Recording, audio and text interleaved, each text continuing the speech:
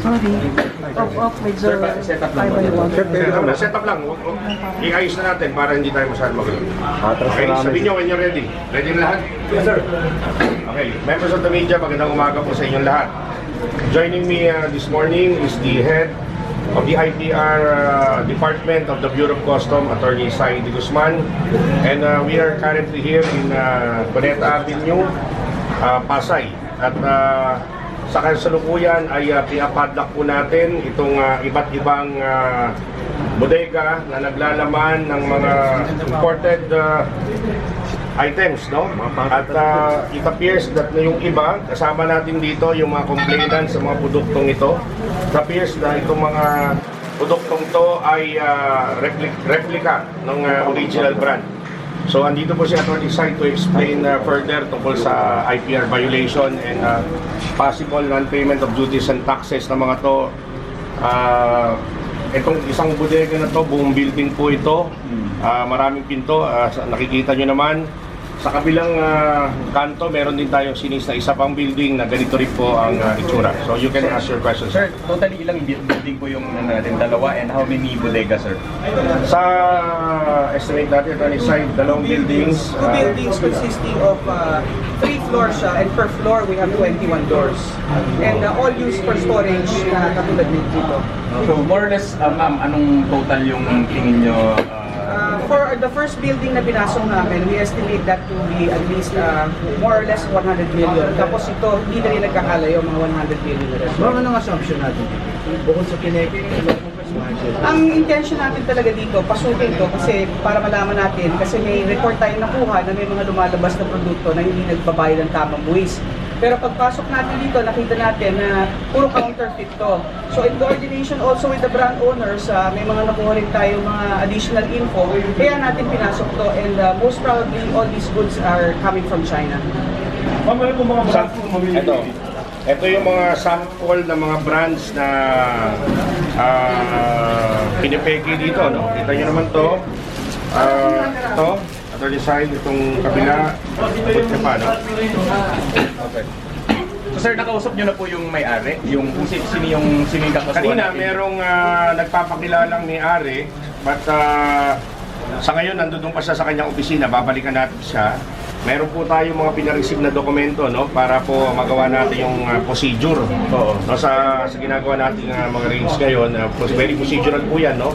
So yung isang team natin nagko-coordinate sa kanilang admin for the proper turnover. Ipapadlock po natin itong buong bodega, itong buong building, kasama yung kabilang building sa kabilang kanto. At bibigyan natin sila ng 15 araw para mag-produce ng mga kaukulang dokumento na sila po ay nag-import at meron po sila mga importation permit at sila ay rehistrado sa atin sa Bureau of Customs. Pag wala po silang na-produce na permit, we will proceed with the seizure of all these products. At ito po mga IPR na violate po ng mga brands, alam naman natin na for destruction itong mga to, no? So ang panawagan natin dito sa ating mga kababayan, una, gusto nating iparating sa kanila na we're not here to destroy the business, no? Hindi kami pupunta rito para sirain yung negosyo, guluhin yung hanap buhay nila. Nagpupunta po tayo dito para i-implement yung batas at ipaalam sa ating mga kababayan yung mga ganitong gawain po ay labag sa ating batas. Una, dapat po tayo magbayad ng tamang duties and taxes sa ating Bureau of Customs na siya naman po bumabalik sa ating kaban ng bayan na ginagamit po ng ating gobyerno. Pangalawa, yung pamimeki po at paggawa ng mga brand na hindi po silang may-ari ay violation din po ng batas.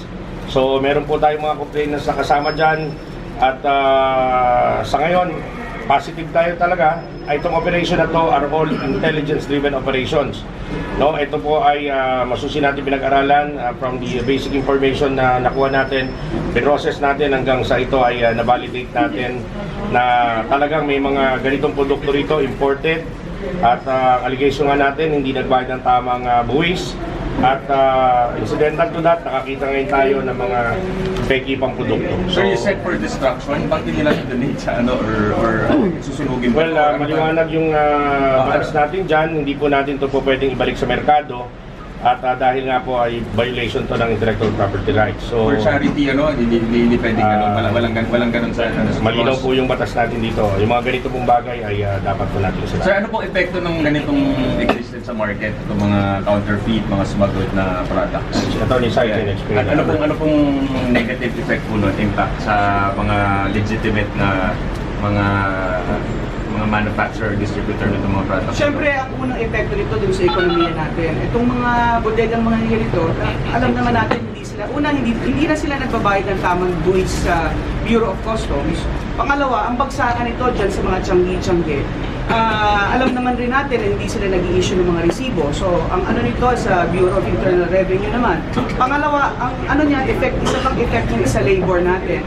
Itong mga produkto na to, instead na ma-encourage sila magtayo ng mga pabrika dito, nadi-discourage sila because alam nila yung expertise hindi pwedeng makawala eh. So, kumbaga, ang ano nila dito is very limited yung willingness nila to have their business here. So, pinapatay na rin yung area ng labor. So sa ano pong plano pa? Marami pa bang mga ganito based on intelligence report? This is a continuous effort of the Bureau of Customs. Hindi lang po sa mga ganitong produkto. Kung natandaan nyo po, tuloy-tuloy po ito, linggo-linggo, meron tayong mga commodity na sinisis, whether ito yung electronics or mga produkto na to, bigas, at pati mga sasakyan na alam natin hindi nagbayad ng tamang duties and taxes, ay a-applyan po natin ng letter of authority yan at isisis po natin yan. So, relentless po itong itong effort na to. Tuloy-tuloy at hanggang siguro maipaalam talaga natin sa ating mga kababayan kung ano po yung dapat natin sundin sa ating batas. Sir, anong profile po ng may-ari nito? Ano ba siya? Filipino, Chinese, Filipino? Sa ngayon, hindi pa po natin alam, but currently we are on progress conducting further investigation. Nasa a certain June Chua? James Tua. A certain James Chua, yung nagpakilala kanina, but we are still to validate that information. Sir, may nakukulong ba sa ganitong mga kaso? Alam niyo po, prosper ba ng ganitong ang kaso? dapat po natin gawin dito ay file up po natin ang kaso. Okay? Kung hindi po ito nagbayad ng tamang duties and taxes, mayroon tayong angular smuggling dito, papile up po natin sila ng kaso. Kung meron naman pong violation na iba tayo makikita rito, lahat po naman ito ay may provision po tayo ng batas. No? Ang importante po rito ay meron tayong ebidensya, meron tayong taong kakasuhan at magpapile po tayo ng kaso. Yan po yung intensyon natin, Bureau of Customs. Sir, hindi ba ayaw magiging madali? Kasi hindi rin babalik pa naman sa mga tagamento. Well, ang pag-uutos po ng ating commissioner, na si Commissioner Nicanor Paildon, kahit kami mas nasahan po sa atin, no? Sinasabi nga kung tayo po ay nagpapaya, kung makita natin na meron tayong weakness doon at kakulangan, we will have to continuously correct that error. Ito po ay, ang approach natin dito ay holistic, Hindi lamang tayo sa labas nag-enforce ang batas, kundi pati rin sa loob. Kung ang findings natin ito, meron tong importation documents at hindi ito nagbayad ng tamang buwis, ay babalikan natin kung sino nagpalusot nito o sino ang pumayag na hindi ito magbayad ng tamang duties and taxes. Ngayon kung ito naman ay hindi dineklara, gusto nating malaman saan ito dumaan, paano nakarating dito sa ating bansa at sino nag-facilitate nito. Those are all subject to our investigation. Attorney Chai, tanong ko lang po kung meron po bang parang ranking or kung pang ilan sa yung Philippines siguro sa violation ng IPR. May ganun po ba? I'm happy to announce to you na at least for the interagency under the NCIPR, which is under the IPO Philippines, ang Bureau of Customs is number 1 in terms of apprehension natin for the year 2016. Number 2 is NBI. And then just yesterday, we just had a meeting with the special envoy yun sa US Embassy regarding the special 301 report.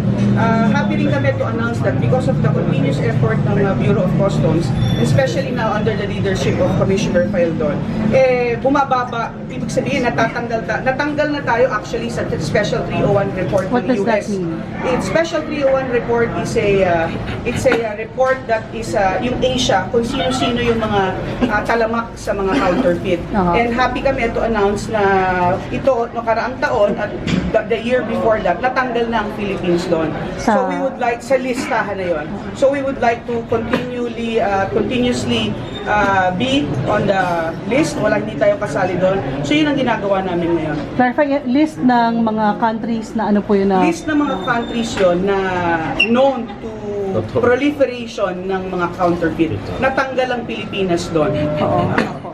Dati po ba na ba ranking natin po? Mga 2014 or 2013? Alam niyo, hindi ko alam yung exact ranking, but we are on the list. But Opo. again, natanggal Nag-list tayo tayo, dun parang ganun. sa listahan na yun. And again, under the NCIPR, number 1 ang Bureau of Customs in terms of apprehension. What is NCR po? That is a committee under the IPO Philippines, DTI siya, the Department of Trade and Industry, na member ang Bureau of Customs. It stands for National Committee on Intellectual Property Rights. Ma'am, yung paki-reiterate lang ulit yung mga itakaso natin, possible cases na maharap nitong certain James Chua. Of course, after thoroughly investigating, kung may makita tayong enough evidence, pero ito, obviously, may violation siya ng intellectual property rights. Pangalawa, pwede natin kasuhan yung broker na nag-facilitate nito administratively and criminally. And then, kung sino man yung malaman pa natin na involved dun sa importation nito, pwede rin natin na sila kasuhan criminal, civil, at admin. Okay. Ano pa ba? Okay.